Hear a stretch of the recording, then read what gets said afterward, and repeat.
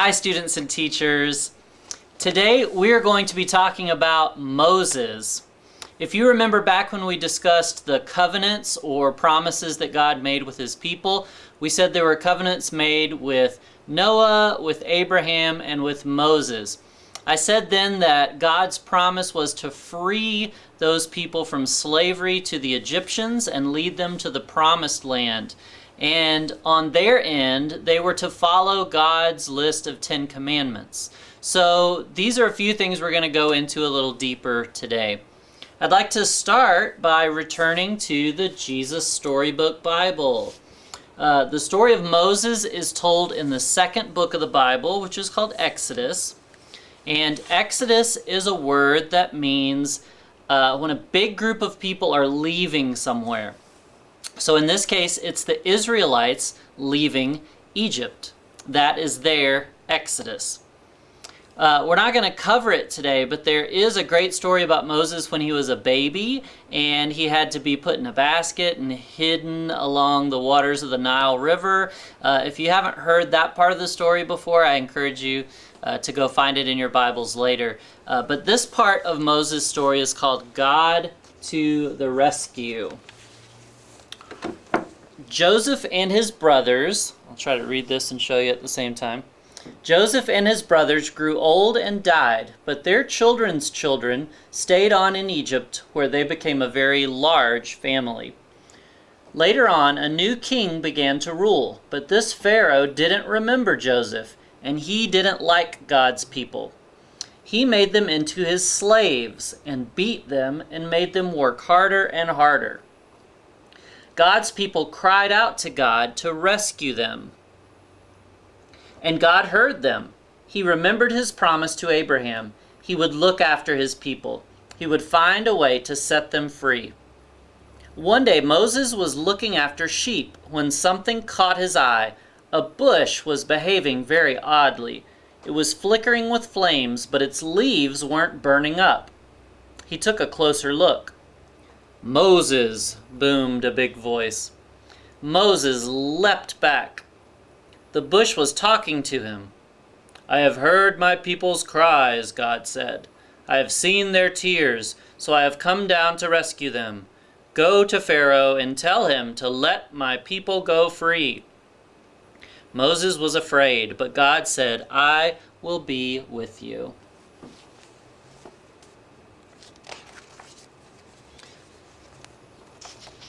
So Moses went to Pharaoh. "Pharaoh," Moses began. "God says—" "God," said Pharaoh, interrupting. "Never heard of him." Moses kept going. "God says, let his people go free." "Why should I?" Pharaoh said. "Don't want to." "Won't." So he didn't. So God gave Pharaoh 10 warnings called plagues. First, God turned the river Nile into blood. No one could drink the water. But still, Pharaoh would not let them go. So God made frogs come hopping and leaping and jumping. In your bed, frogs. In your hair, frogs. In your soup, frogs. All over, everywhere, frogs. "Make them go away," Pharaoh screamed. "Then your people can go." So God took the frogs away. But Pharaoh changed his mind. "You can't go," he said. Then God sent zillions of gnats. But still Pharaoh said no. So then God sent swarms of flies. Flies buzzing in your eyes, flies.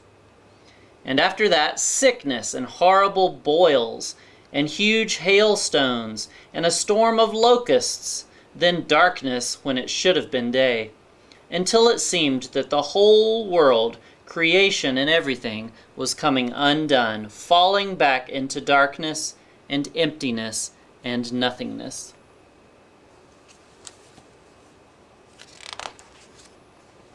But each time, Pharaoh said, "Make it stop, and then I'll let them go." And each time when God made it stop, Pharaoh changed his mind and said, "Actually, no, you can't go." Now, I'm going to stop there for just a second and ask you a question. Why do you think the Pharaoh is reacting like this? Over and over again, Moses says, "Let my people go." And he says, "Okay, you can go now." But then he changes his mind to, "No, you can't go," every single time. So let's pause the video and discuss this. Why do you think the Pharaoh is being this way?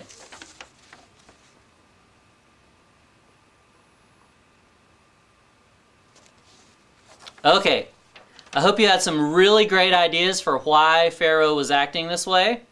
If you remember last week, we said that October is National Bullying Prevention Month, and we mentioned how Joseph's brothers were bullying him. Now we see it again with the Israelites and the Pharaoh. First, the Pharaoh was cruel to them and made them be his slaves. Hurting someone and forcing them to do something for you that they don't want to do just because you don't like them, that is definitely bullying. Pharaoh was a bully, and he abused the power he had as the leader of Egypt. Even after Moses came and tried to help, the Pharaoh was a bully to him, saying he would let the people go and then not doing it over and over again. So let's get back to the story and see what happens. So the last thing we said was Pharaoh changed his mind and said, actually, no, you can't go. Finally, Moses warned Pharaoh, "Obey God, or he will have to send the worst thing of all." Pharaoh just laughed. So God said, "The oldest boy in each family of Egypt must die, but my people will be safe." God told his people to take their best lamb, to kill it, and to put some of its blood on their front doors. "When God passes over your house," Moses explained, "God will see the blood and know that the lamb died instead of you." That night, it was just as God had said. Suddenly, piercing the darkness, echoing down the corridors of the palace, came a blood-curdling scream. Pharaoh's oldest son had died. At last, Pharaoh did what God said. "Get out!" Pharaoh shouted. "Just go!"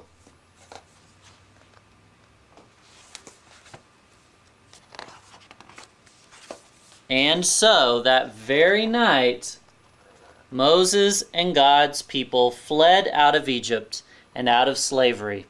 They were free at last. God's people would always remember this great rescue and call it Passover. But an even greater rescue was coming. Many years later, God was going to do it again.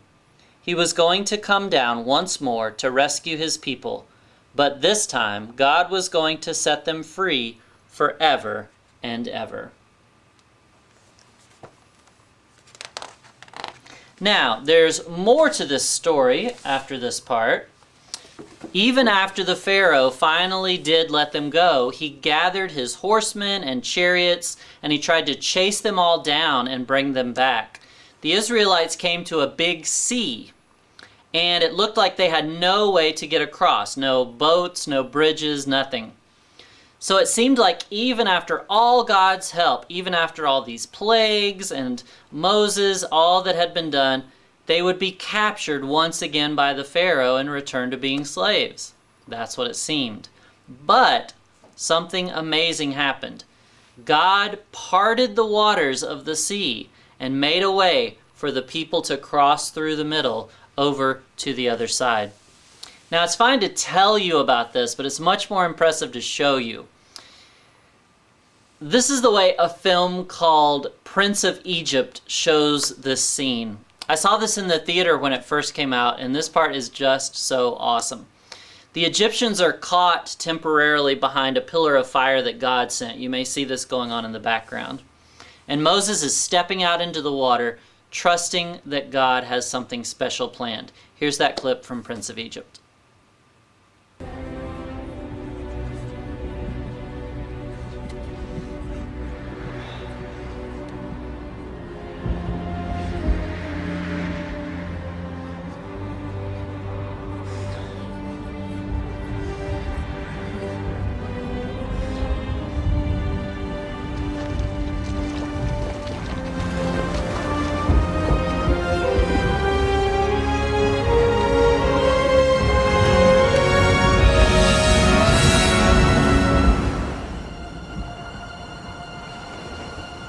With this staff you shall do my wonders.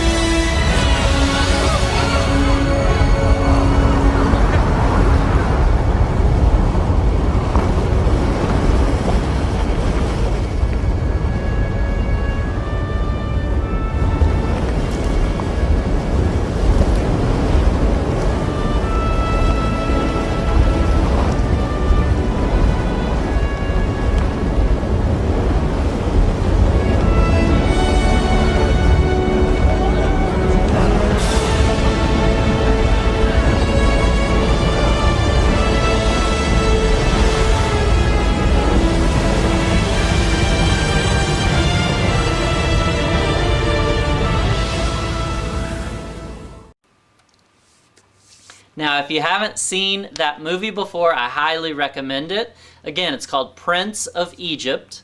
Your family may have it on video, or if you have Hulu or Amazon Prime, you can watch it there. It's not on Netflix or Disney Plus, though. So after this, there is even more to this story. The Israelites have a very long journey through the desert on their way to the promised land that God has prepared for them. And the journey is so long that Moses doesn't even get to go into the promised land. But when he dies, someone named Joshua becomes their leader. You may know Joshua from the Battle of Jericho in the Bible. That's a great story where they have to get past a city that has this giant wall. My favorite version, of course, is the VeggieTales video, Josh and the Big Wall. But after God provides a very strange and effective way for them to get past Jericho, they make it with Joshua to the land that God has promised them. Now, shifting gears just a little, when people from Africa had been kidnapped, brought over to America, and sold into slavery, they had to endure so many horrible things. They were bought and sold like property. They had no rights. Families were separated. Children were taken from their parents. Husbands taken from their wives. They were forced to do hard work for no pay. They were beaten. They were abused. This is a horrible chapter in our nation's history. Last week we talked about having hope even in the midst of hopeless situations. Well, this was definitely a hopeless situation. But here's where this ties in. Do you know where many of these slaves found hope? In the story of Moses and the Israelites. In these Bible stories, they found a group of people that they could relate to. They were going through the same things that the Israelites had gone through.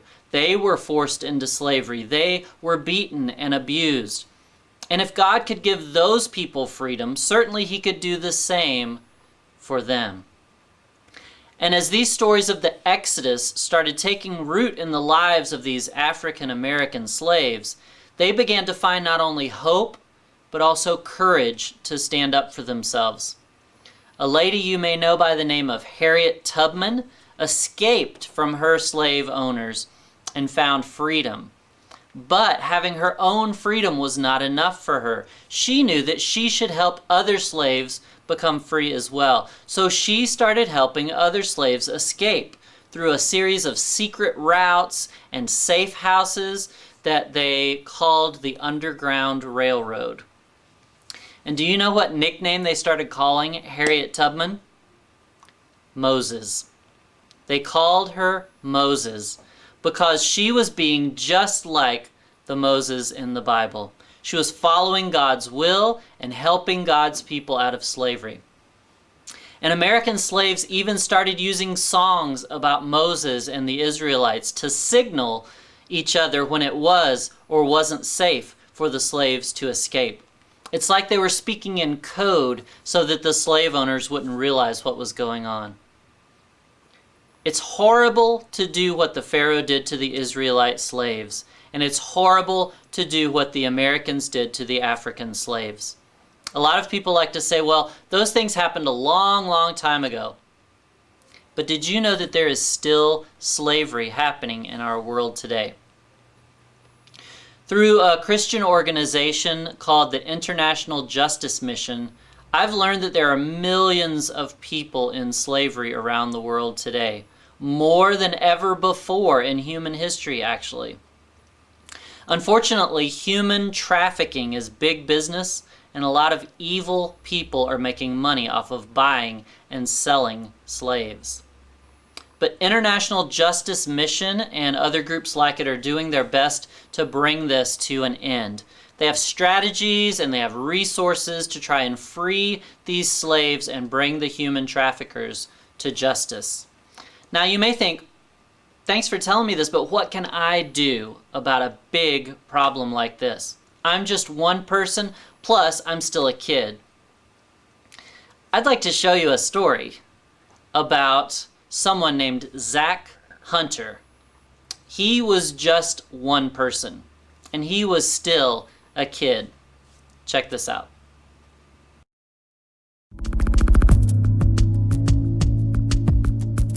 Basically, my whole life I'd had kind of the strong sense of justice where if someone was being mistreated or someone was knocked down on the playground, I want to go help them back up and then, see what I could do about the person who knocked them down. And that was just something that had been kind of built into me, not really trained into me, but I felt like I was born with that extra strong sense of justice. So, learning about slavery in school was really hard for me because I just got really, really angry about it, about the fact that, one group of people would think it was okay to own another group of people based on the color of their skin. And that just blew my mind. And when I found out that there are more than 27 million people in slavery around the world today, I just kind of realized, wow, there's still something for me to do. I still can actually make an impact in the world.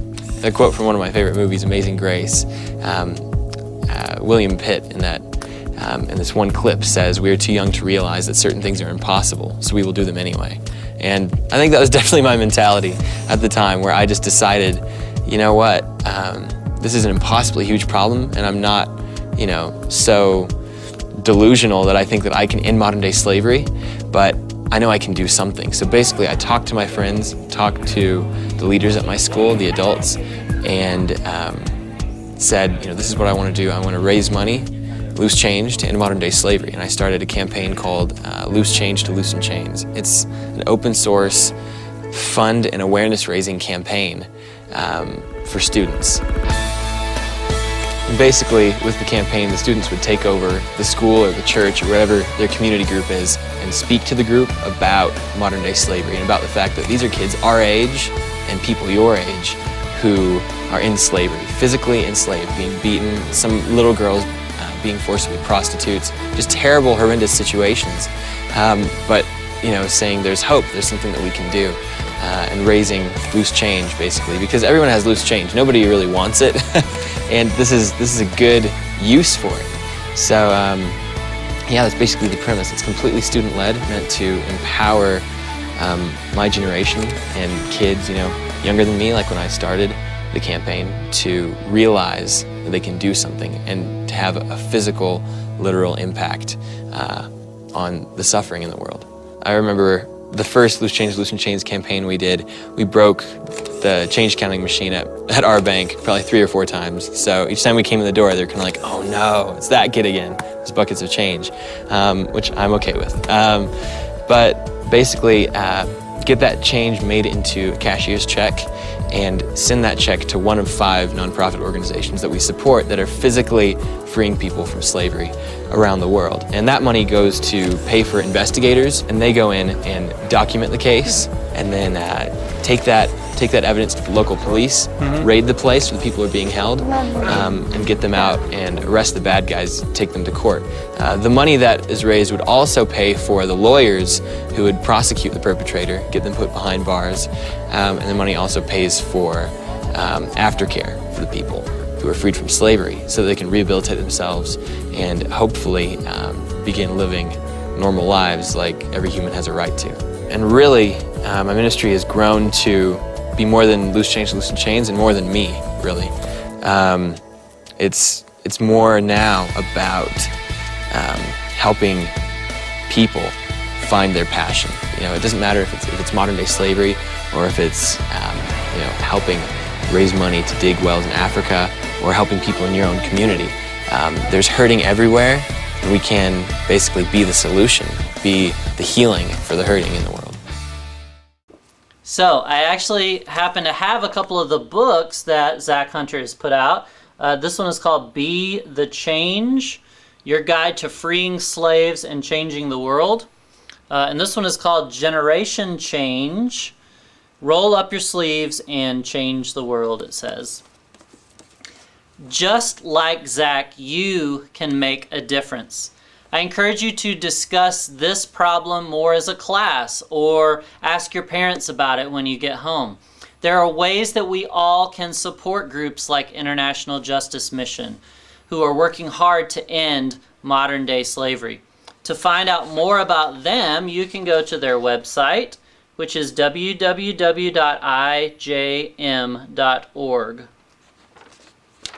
Just like Moses, God has given each of us a mission to help his people, especially when they are unable to help themselves. Thanks. I'll see you next time.